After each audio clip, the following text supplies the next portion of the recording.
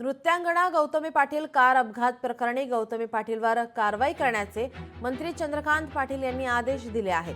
30 सप्टेंबरला झालेल्या अपघातात गौतमी पाटील कारमध्ये नव्हती। पुण्यात गौतमी पाटीलच्या कार चालकाने रिक्षाला धडक दिली होती। गौतमी पाटीलच्या कारमुळे झालेल्या अपघातावरून चंद्रकांत पाटील आक्रमक पाहायला मिळतात।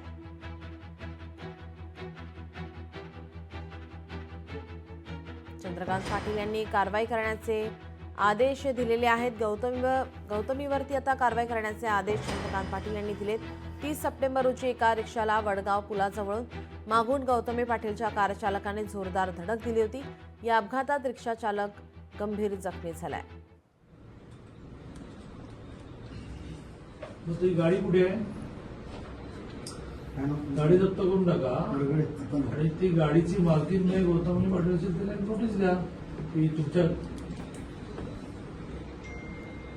मग बघा तुम्ही काय करा, त्या बिचाराची मुलगी समोरून बसते आहे तर तिला काय म्हणा, तू अशी गौतमी पाटील वगैरे तू म्हणा त्यांचा खर्च तरी कर मग सगळं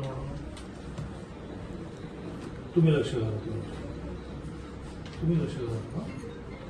ते गौतमी पाटीलला काय उचलायचं की नाही?